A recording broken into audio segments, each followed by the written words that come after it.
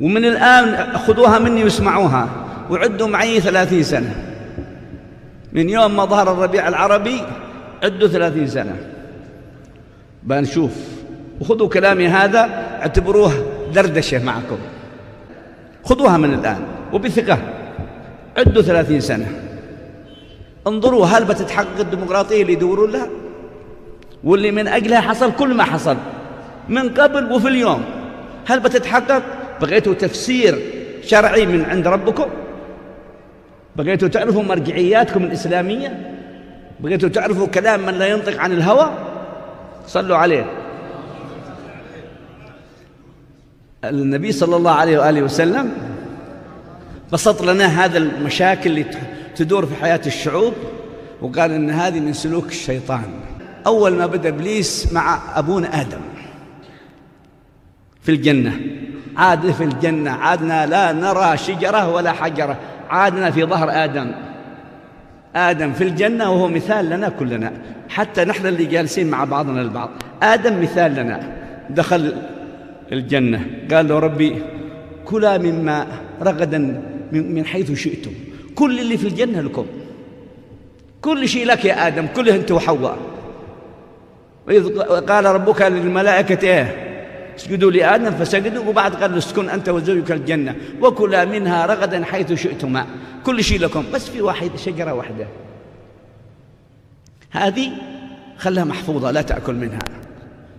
جاء إليه الشيطان، هذا الشيطان اللي الواحد منكم يقول أنا ما شفته، ما جاء الشيطان عندنا وقال لنا تنازعوا، ما جاء الشيطان. يا أخي أنا واقف ضد سلوك فلان، هذا فلان ظالم، هذا فلان مخطئ، هذا فلان فعل، هذا فلان فعل، وهذا دين، وهذا أمر بالمعروف، وهذا ينهى عن المنكر. طيب إيش نعمل؟ اذبحه.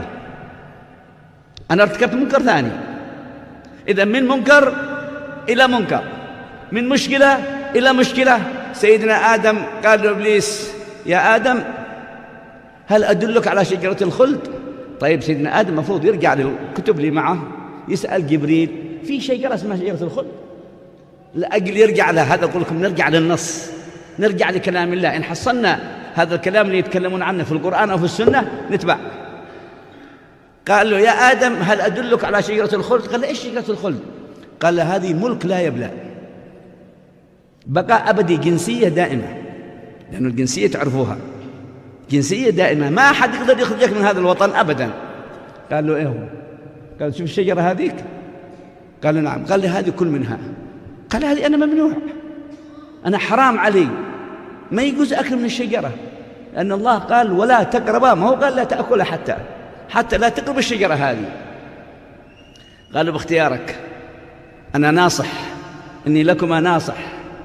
شفت كيف الناصح اللي يندرجوا للناس ويقدموا لهم النصح كأنه حقيقة.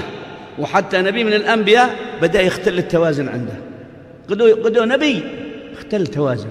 قال يمكن الرجال صادق، يمكن دي شجرة الخلد وأنا بغيت إلى أين؟ أفضل يجلس في الجنة، أريد الأرض، بتتعبنا الأرض، يحصل لنا كذا، لأن الله قال له في القرآن إن لك ألا تجوع فيها ولا تعرى، وأنك لا تظمأ فيها ولا تضحى. قال ربي فوسوس إليه الشيطان قال يا آدم هل أدلك على شجرة الخلد؟ هذا مثال أضرب لكم في كل المسميات الآن اللي تسمعونها في الأرض. كما طرحوا لآدم كلمة الخلد ودوخوا بآدم وحواء حتى على مدى 40 سنة. شوفوا المدى الزمني 40 سنة، أنا قلت لكم 30 سنة. آدم 40 سنة وإبليس يدخل عليه ويقول له يا آدم إلى متى؟ شوفك بتخرج من الجنة، لأن ربك قال لك في القرآن وإذ قال ربك للملائكة إني جاعل في الأرض ولا في الجنة. شوف أبغى تنزل بيخرجونك من الجنة، بتلحق نفسك كل من الشجرة. إذا أكلت من الشجرة ما بتخرج من الجنة. ويجي آدم في الأوامر عنده ممنوع تأكل منها، وإبليس يقول له هذه اللي فيها السكن في الجنة الدائم. وجاء إلى أمنا حواء رحمها الله. أمنا حواء مثل أي مرأة عندنا الآن. كان أنا في بيتي ما يوجد تلفزيون ملون. على مدى 3 سنين كل يوم البنات والأولاد والأسرة جيب لنا حتى صحن صغير، يسمونه صحن صغير. الصحن الصغير ده فيه كم قنوات، 3 4، ولا تجيب لنا إلا حقة بلد الفلاني واللي أنت تحبها واللي فيها قراءة القرآن واللي فيها فقط يكفي. هذا أول تنازل، وتنازلنا وعبرت مدة من الزمن، وطويل العمر يتابعنا على شوي شوي. عرفتوا طويل العمر منهم؟ حد غير إبليس؟ ما حد في الأرض طويل العمر إلا إبليس، عن طريق المرأة، عن طريق الأطفال. لهذا الله سبحانه وتعالى يخاطب: يا بني آدم لا يفتننكم الشيطان كما أخرج أبويكم من الجنة ينزع عنهما لباسهما. كيف بتنزع البنت لباسها إذا كانت متربية في بيت ما رأت فيه قنوات؟ ما بينتزع لباسها ولا بتخرج حجابها.